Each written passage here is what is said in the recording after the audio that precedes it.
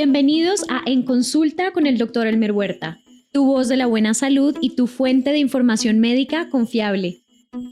Un podcast en donde te alentaremos a vivir una vida más plena y saludable de la mano de los más recientes hallazgos médicos. Hola, bienvenidos a este nuevo episodio de En Consulta con el Dr. Huerta, tu podcast favorito de salud por CNN en español. Te saluda el Dr. Elmer Huerta y espero que estés bien. Recientemente se anunció que Jimmy Carter, de 98 años y presidente de Estados Unidos entre 1977 y 1981, renunció a recibir cualquier tipo de tratamiento médico en un hospital y ha decidido pasar el tiempo que le queda con cuidados paliativos en su casa. Hay dos aspectos relacionados con la salud del señor Carter que examinaremos en el episodio de hoy.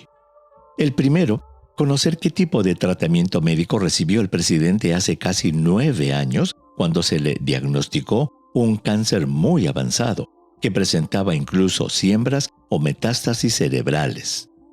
Y el segundo, una situación que me atrevo a decir que todos, excepto aquellos que sufren de una muerte súbita, algún día tendremos que tomar, y que consiste en decidir cómo y dónde queremos morir. Veamos el primer punto, el tratamiento del cáncer en el 2015. En una conferencia de prensa, Carter informó el 20 de agosto del 2015 que a principios de ese año, estando de viaje en Guyana, presentó algunos síntomas que no detalló y que al regresar a Estados Unidos y después de una consulta médica, fue informado de que tenía un tumor de 2 centímetros en el hígado, cuya biopsia fue informada como melanoma maligno. And an MRI showed that there was a cancer or growth, a tumor on my liver. Uno de los cánceres más agresivos que puede sufrir un ser humano. Carter agregó que tenía 4 tumores cerebrales considerados como metástasis del cáncer en aquel órgano. They did an MRI and found that there were 4 spots of melanoma on my brain. They are very small spots, about 2 millimeters if you can envision. El presidente dijo con toda tranquilidad y mucha resignación que había tenido una vida maravillosa y que ponía su salud en manos de Dios y de sus médicos, reportando que ese mismo día iniciaría tratamiento de radiación cerebral. But I was surprisingly at ease. You know, I've had a wonderful life. I've had thousands of friends. No se volvió a escuchar de Carter hasta 4 meses después. El domingo 6 de diciembre del 2015, durante las clases dominicales que ofrecía en una iglesia en Georgia, el expresidente informó que estaba libre de cáncer y que una resonancia magnética de su cerebro mostró que el cáncer había desaparecido. When I went this week, they didn't find any cancer at all, so I have good news. Dijo también que sus médicos lo consideraban libre de la enfermedad. En los días siguientes, se informó que además de la cirugía inicial del hígado y del tratamiento con radiación anunciados en agosto, Carter recibió 4 dosis de un nuevo medicamento llamado pembrolizumab, el cual había sido aprobado por la Administración de Alimentos y Medicamentos de Estados Unidos en septiembre anterior, justamente para el cáncer tipo melanoma que él sufría.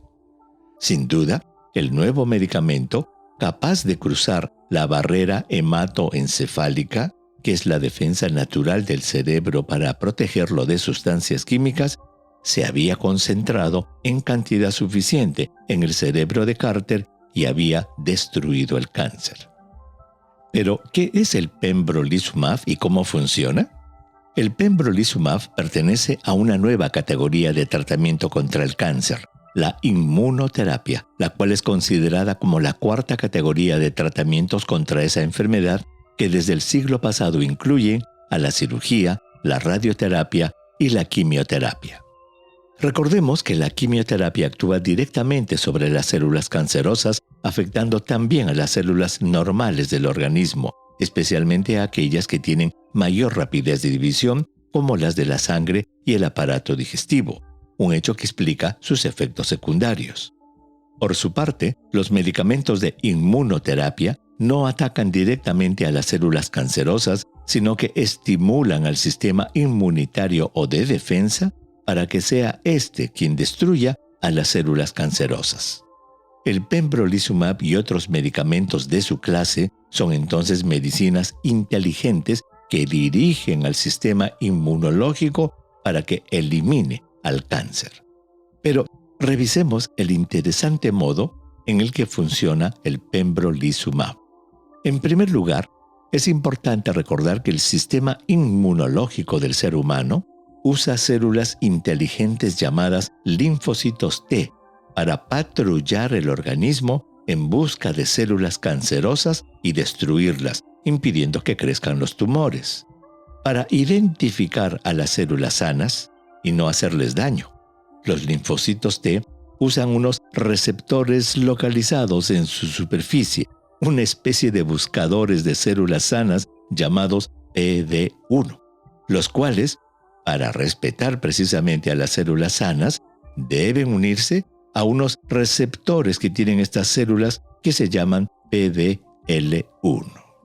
En otras palabras, si las células tienen receptores PDL1, no son destruidas por los linfocitos T, porque piensan que estas células son normales, no son cancerosas.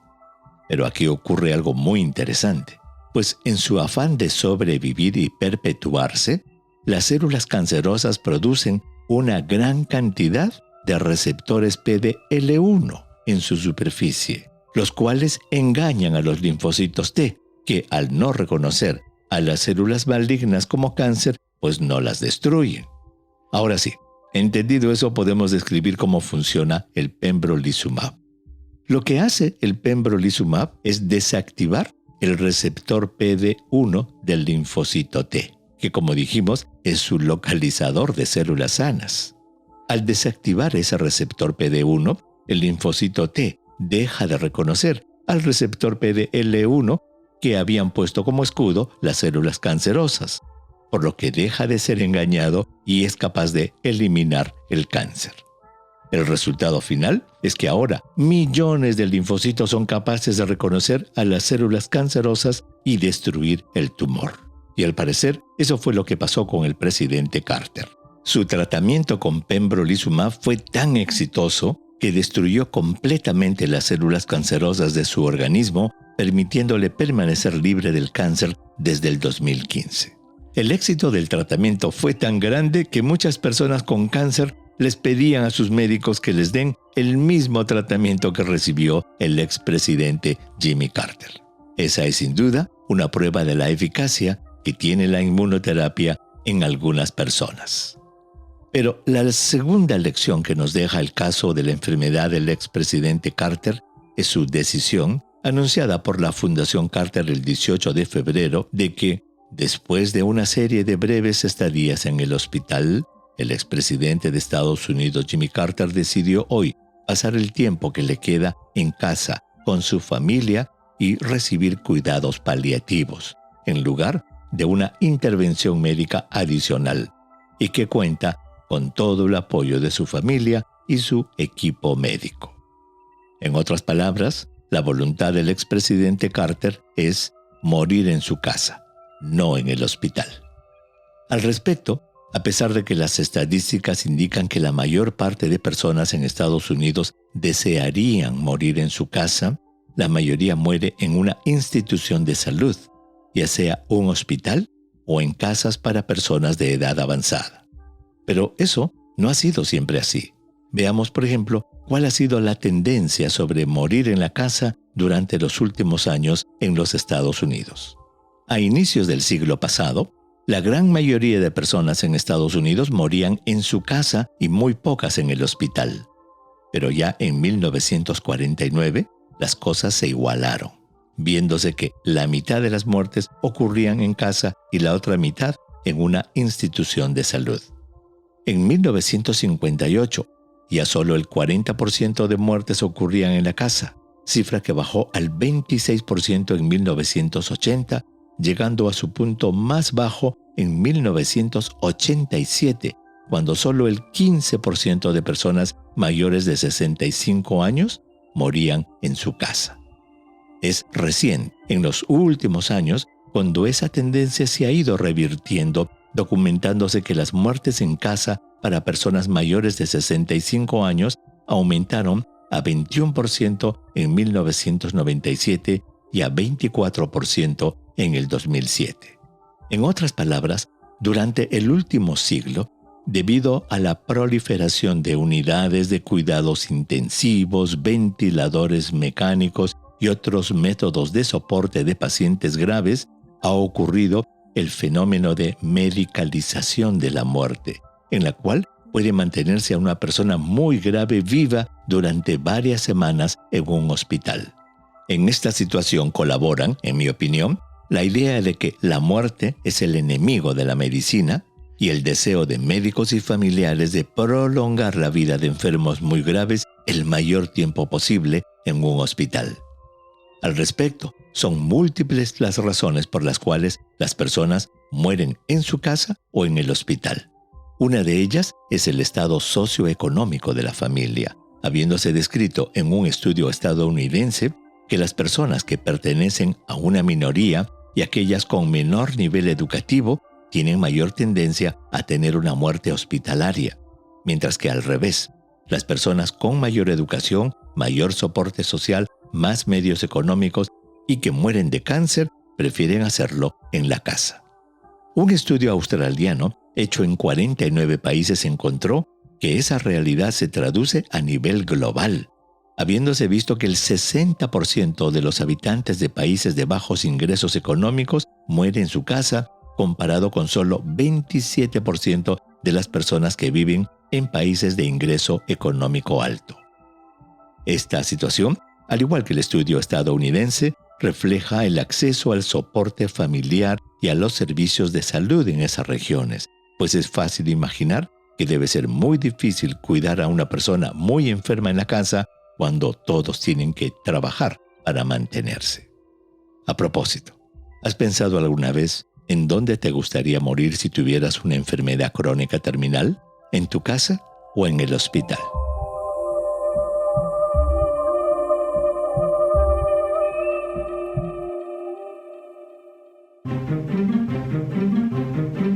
La complejidad del cuerpo humano explicada por el Dr. Huerta. El páncreas, situado en el abdomen detrás del estómago, es un órgano glandular que tiene doble función. Es a la vez una glándula endocrina y exocrina. Se dice que una glándula es endocrina cuando produce una sustancia llamada hormona que es vertida directamente a la sangre para ejercer su función. Ejemplos de glándulas endocrinas son la tiroides, las suprarrenales, los ovarios y testículos, entre otras. Por su parte, se dice que una glándula es exocrina cuando produce una sustancia llamada secreción que es vertida al interior de una cavidad corporal, no a la sangre. Ejemplos de glándulas exocrinas son las salivales, lacrimales y sudoríparas. El páncreas es una glándula doble, endocrina y exocrina. La parte endocrina produce varias hormonas, entre ellas la insulina y el glucagón, hormonas que controlan el metabolismo del azúcar. La falta de hormona insulina provoca la diabetes mellitus. Por su parte, la parte exocrina produce una secreción llamada jugo pancreático, la cual es muy importante para la digestión de las proteínas y grasas en el intestino.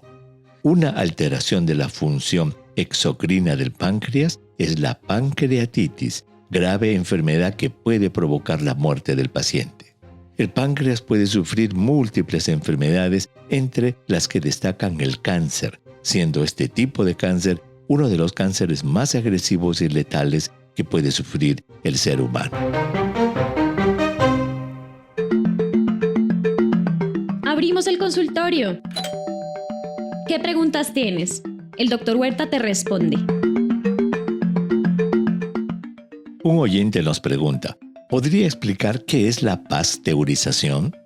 La palabra pasteurización proviene del apellido del microbiólogo francés Louis Pasteur, quien a mediados del siglo XIX descubrió que el calentamiento de alimentos, generalmente líquidos como leche, cerveza y jugo, a una temperatura específica durante un tiempo específico podía matar bacterias, virus u otros microorganismos causantes de enfermedades. Durante la pasteurización, el líquido se calienta a una temperatura de por lo menos 72 grados centígrados durante un mínimo de 15 segundos y luego se enfría rápidamente para evitar cualquier recontaminación. Existen diferentes tipos de pasteurización, incluida la pasteurización a alta temperatura y corto tiempo, que es el método más común utilizado en la industria láctea, y la pasteurización a temperatura ultra alta, que consiste en calentar el líquido a una temperatura mucho más alta, pero por muy corto tiempo. La pasteurización es una importante medida de salud pública que ha ayudado a reducir la incidencia de enfermedades infecciosas causadas por bacterias dañinas como Salmonella, Escherichia coli y Listeria. También se usa para evitar el deterioro y prolongar la vida útil de ciertos alimentos. Bueno, esto es todo por hoy. Te espero en el próximo episodio. Chao.